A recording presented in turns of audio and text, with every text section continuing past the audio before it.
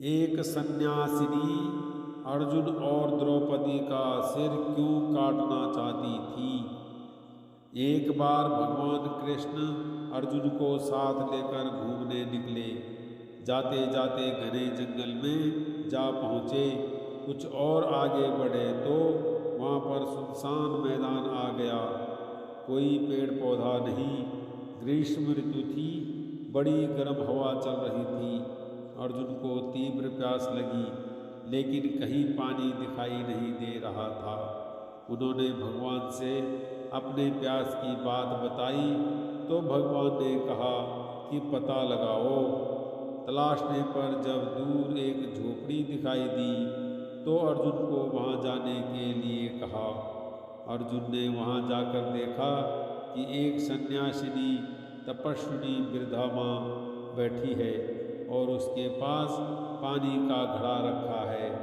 अर्जुन के जान में जान आई। वह सन्यासिनी से अनुमति लेकर जल पीकर तृप्त हो गए। अर्जुन जब पानी पीकर स्वस्थ हो गए तब देखते हैं कि कुटिया में खूंटी पर एक नंगी तलवार लटक रही है।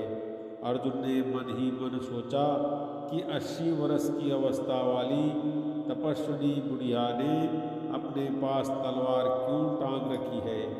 संदेह निवारणार्थ उन्होंने पूछ ही लिया कि मैया, तूने यह तलवार क्यों टांग रखी है, इसका क्या प्रयोजन है। इस पर वो गुस्से में आकर बोली, तुम जानना चाहते हो तो सुनो। इसे इसलिए टांग रखा है कि यदि अर्जुन और द्रौपदी मिल जाएं तो उनके सिर काट लें। अर्जुन अवाक रह गया और भयभीत भी हुए, परंतु अपने को छिपाकर बड़ी विनम्रता से पूछा कि माँ, अर्जुन और द्रौपदी ने तुम्हारा क्या कसूर किया। ऐसा कौन सा अपराध हो गया कि तुम जैसी तपस्विनी उन दोनों का वध करने को तैयार हो। वृद्धा माँ ने उत्तर दिया कि तुम नहीं जानते, किंतु द्रौपदी ने बहुत बड़ा अपराध किया है। उसने मेरे स्वामी भगवान को अपनी साड़ी बनाई और वह भी रजस्वला की साड़ी। संसार में सभी नंगे पैदा होते हैं, वह भी नंगे मर जाती, परंतु उसने क्यों मेरे भगवान को रजस्वला की साड़ी बना दिया। इतना बड़ा अपराध है उसका कि यदि वह मुझे मिल जाए तो उसे मार डाले। फिर अर्जुन ने कहा, माँ, तुम्हारी यह बात ठीक है, परंतु अर्जुन ने क्या अपराध किया।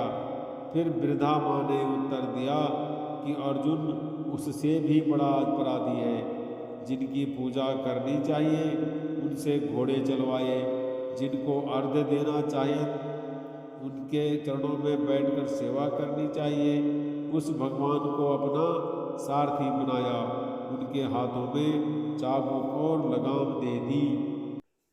इसलिए वह भी अपराधी है।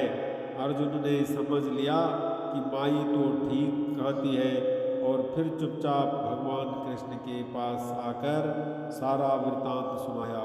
भगवान ने कहा, तुम ही सोचो क्या ठीक है, हम तो तुम्हारे हैं ही। इसलिए भगवान से सामान्यतः कुछ न चाहे, परंतु हाँ, एक बड़ी सुंदर बात को याचना भाव से भगवान को आत्मसमर्पित करके कुछ कह दे कि नाथ बस तुम्हारी इच्छा पूरी हो।